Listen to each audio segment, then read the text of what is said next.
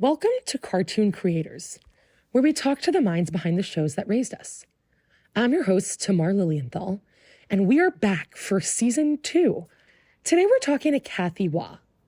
Kathy was the head writer on Peep in the Big Wide World and helped develop Arthur for television.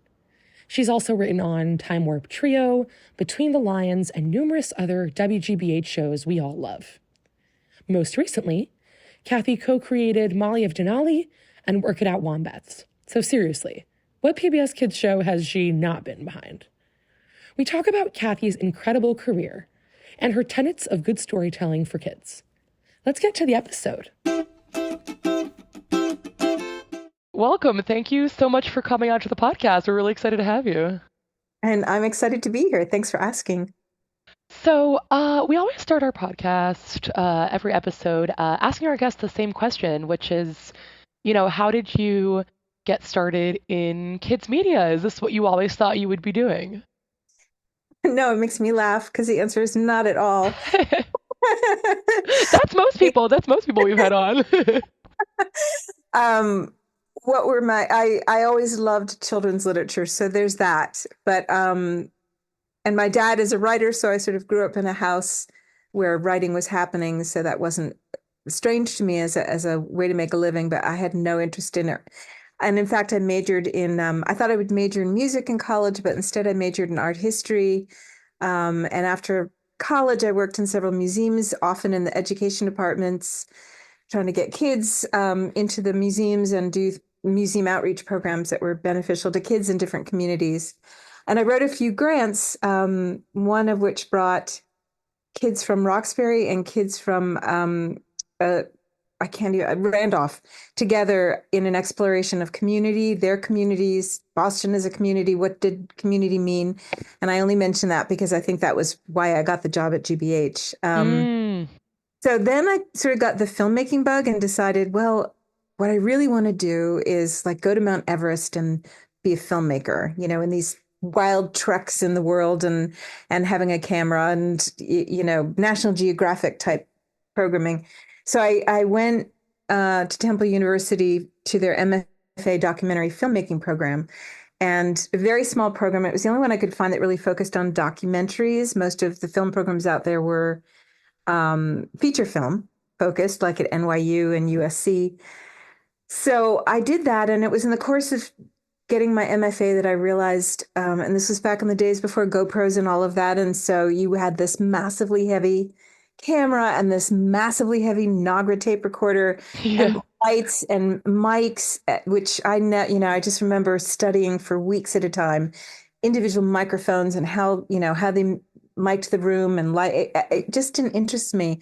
I sort of wanted to I realized what I wanted to do was have the ideas and have someone else light the room and mic the room, and because I was no good at that. So fair. So fair. And I was always running around trying to catch like protests with this camera, and I'd always forget to white balance and I'd forget to do this or that. So I thought, this is really not my thing, but what I love is the conception. And then I took at grad school, I took a course in screenwriting, and I was like, this I like. I like having the ideas and putting them down on paper. Someone else can make the film.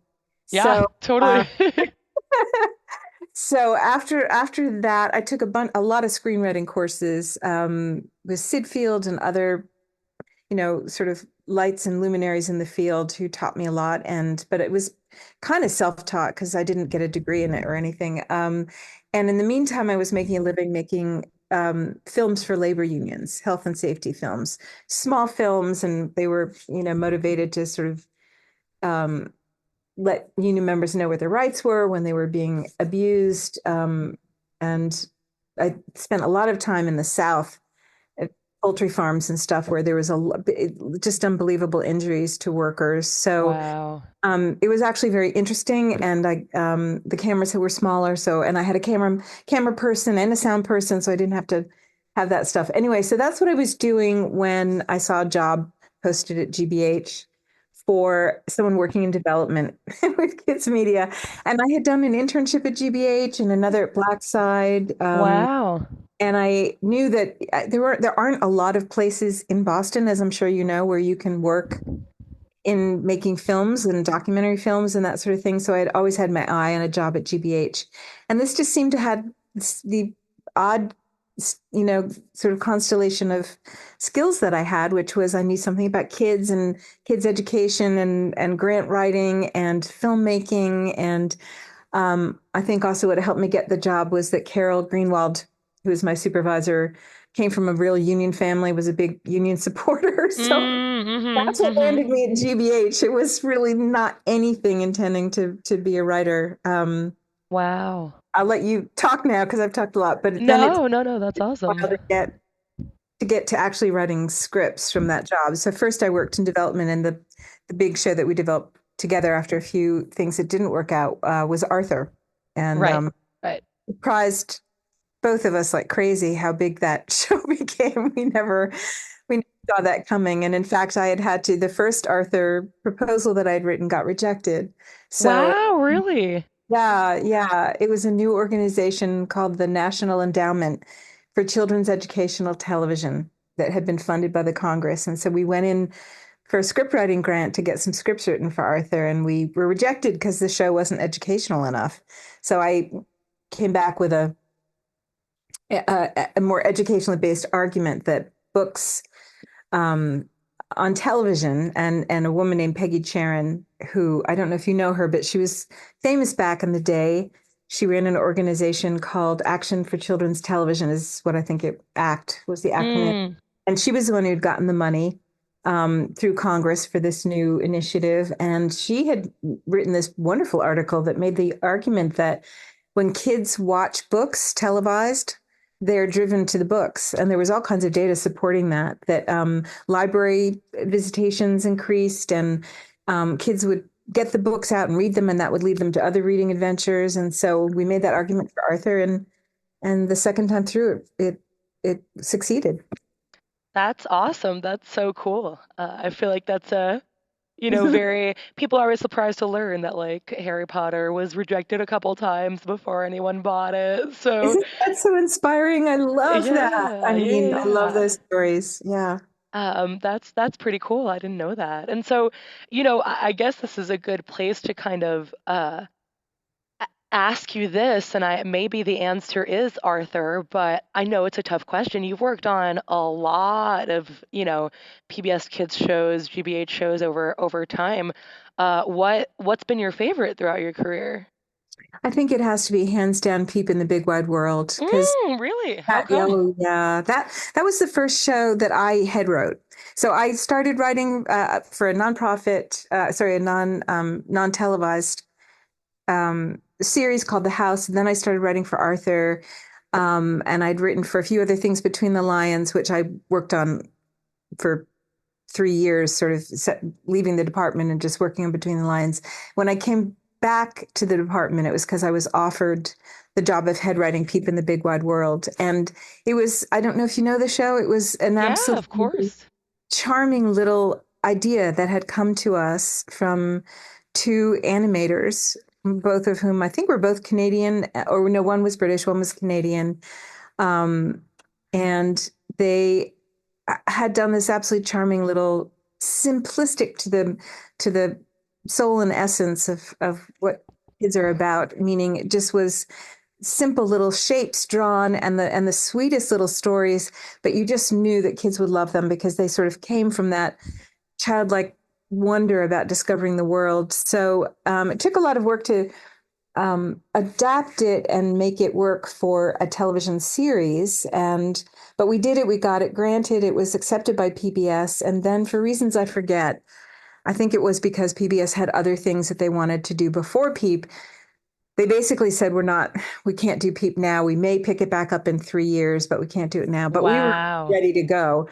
And so this was under Kate Taylor. So she looked around for another broadcaster, and she brought it to Discovery Kids, and they loved it. And so this was our first non PBS kids show. And they were really wonderful to work with because they loved the show, and they loved what we were doing with the show. And one of the best things about the show was the curriculum. Um, we had a wonderful curriculum advisor named Karen Worth, who was adamant. We had to woo her to get her on the show because she did not believe that young children should be watching television. She believed Mm. that kids 5 and under, and this was very definitely a preschool show, should be out in the world, touching, feeling, exploring, and not having it mediated through a television screen. So we persuaded her, we heard her, and we loved that. We thought this is really the ethos of the show, though. Um, let's think of the show as something that inspires kids to go out and do those things.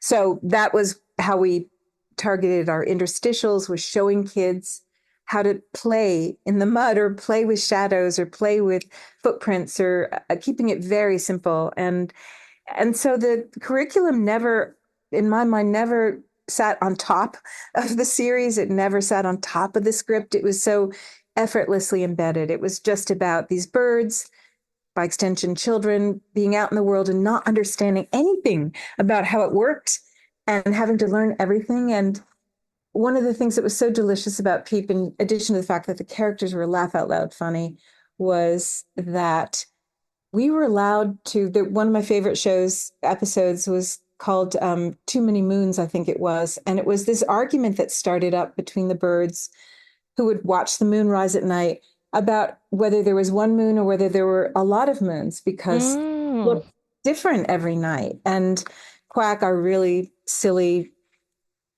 duck, was convinced that there were a lot of moons, and he and Chirp really got into it because Chirp just had a sort of a savvy about her that he did not, that he lacked. So they argued and tried to prove their point. And it sounds like just a very talky show, but it was funny and active as well. And at the end, Karen said, you don't have to have them solve the argument because they have no way of knowing. The Right. point here is that they have the argument that they've observed and they've debated. They don't have to solve or find the answer. That comes later in a kid's scientific journey. And so I loved that ethos. It just felt so grounded in early childhood. And it was such an easy, I mean, the characters are so fun. And Discovery Kids was, the notes they gave us were so small, like, this is great. Can we, That's what you want. That's what you I want. know, this is the best notes ever. That's And we awesome. we were able to do, I mean, it won the Emmy for Best Kids Series in its first year. I mean, Wow. and I thought it was that good a show, and I was so proud of it. So, yeah. That's awesome. I think you touched on something really interesting because like I know we also had we've had a couple people on the podcast involved with Pocoyo, which was also Mm-hmm. very much like a bare Mm-hmm. bones, kind of simple. The concept was simple. It didn't need to be complicated. It didn't need to be flashy.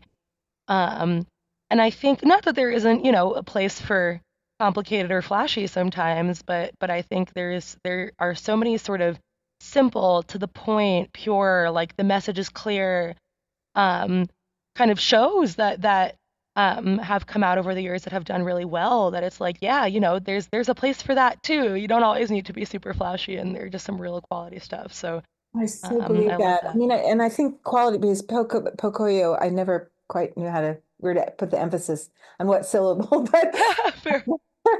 I ended up working for the company that produced that show, and it is absolutely charming, and it is exactly that ethos of just staying very, very looking at the world through a kid's eyes. And I always want anything I do to be that authentic. It's hard to pull off sometimes because shows have other agenda, teaching kids about certain things. Mm-hmm.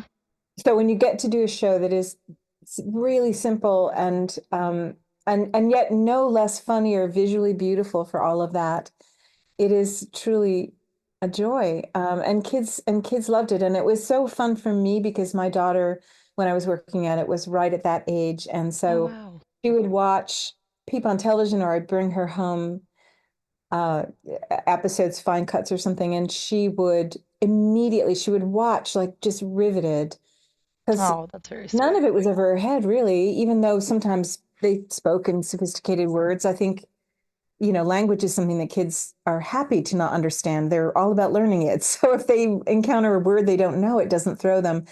But she always, always, as soon as the show was over, wanted to do exactly whatever they were doing. If they were Oh, playing with thinking, sinking things and floating things, that's what she wanted to do. And so it was just wonderful to have that eye on the target audience. right. No, for Great. sure, for sure. Yeah.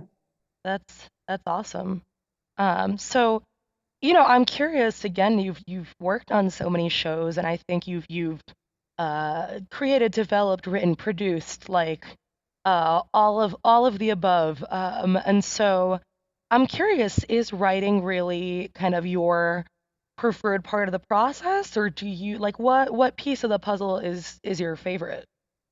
It really is. And another thing I loved about Peep is because there's all sorts of models for how writers are involved in the actual making of their show. Sesame Mm, Street, I don't know if this is true or not, but friends I've had who worked on Sesame Street back in the day, when your script was in production, you were on set and you, the writer, were on set. mm-hmm. um, if changes happened, you were able to make suggestions. You were part of what was happening. You were very involved because this understanding was that you knew the script better than anyone else, and that's true.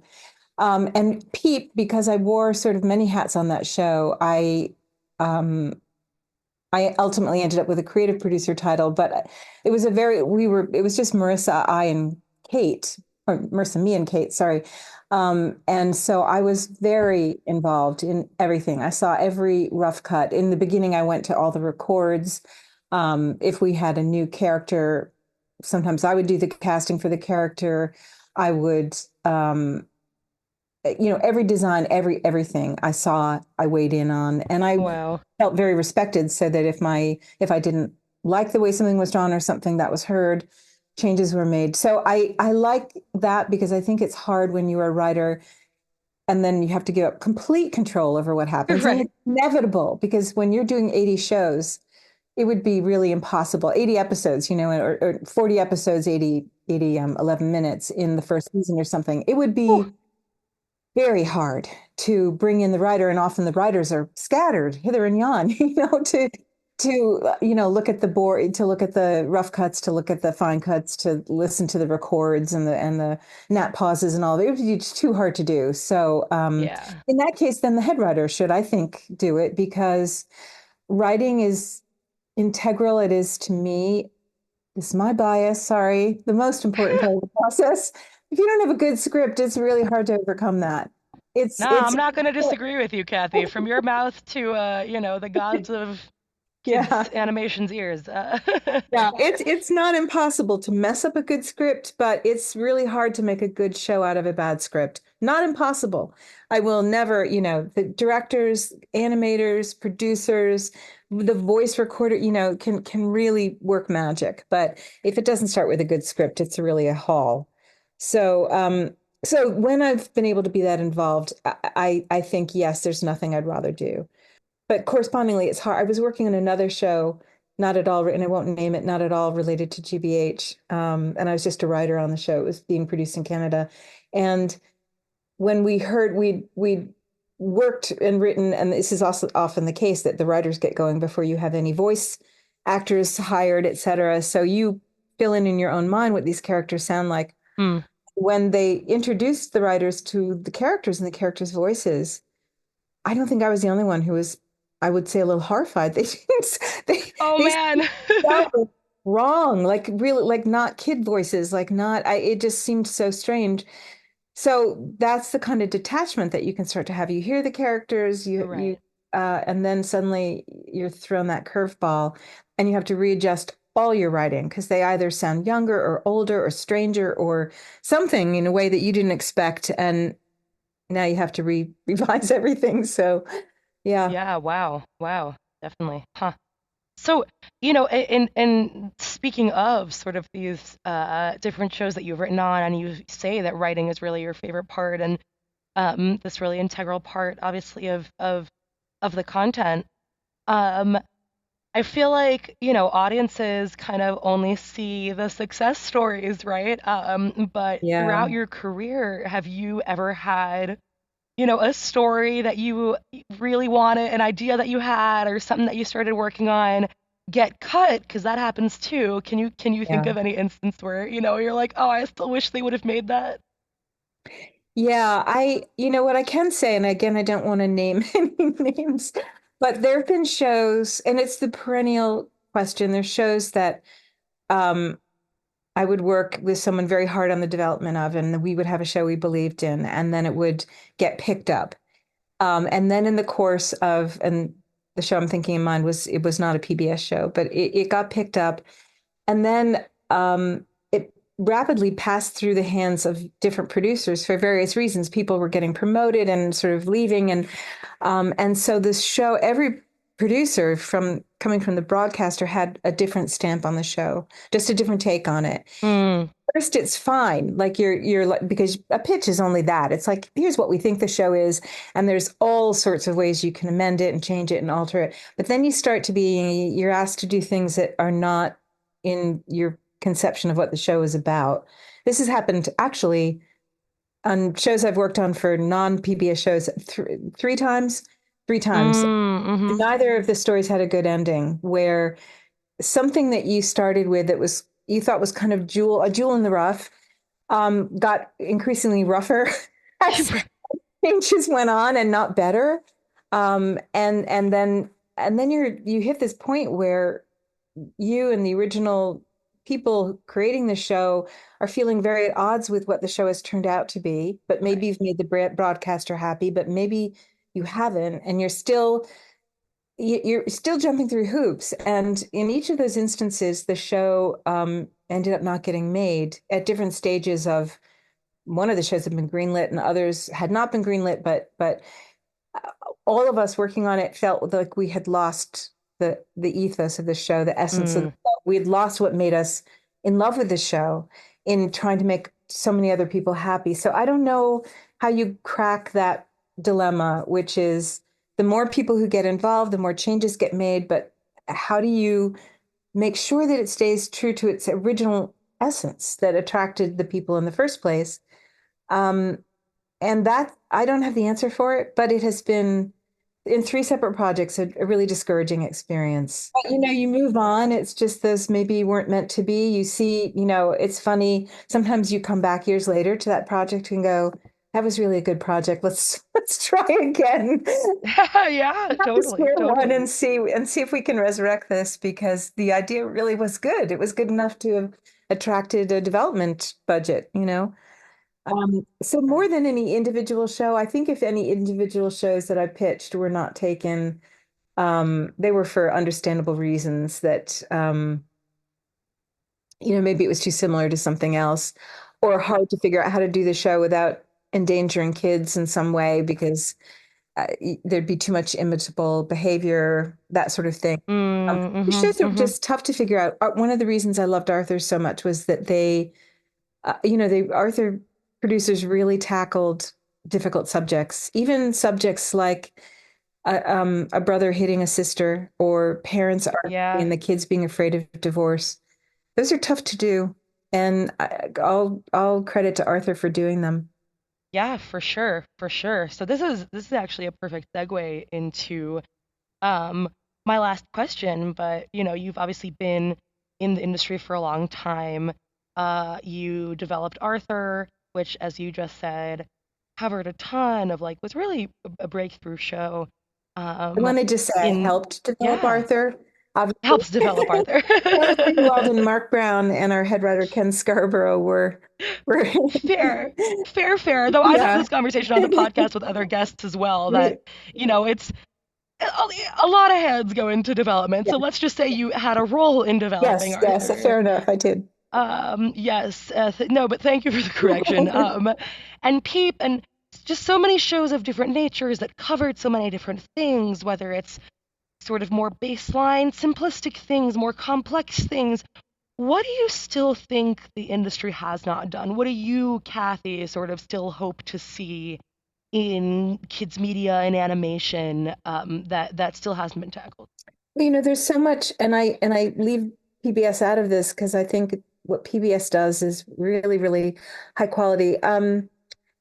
I think there's just a lot of TV out there that doesn't that sort of I don't want to say talks down to kids, but in its desire to sort of teach something only teaches and doesn't charm and doesn't delight and doesn't my feeling always is that story is the essence and that children relate to stories and that they learn through stories. So if you're teaching through a story, the story has to be paramount.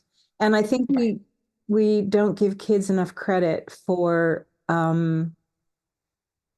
their ability to make sense of what seems to them strange or unusual.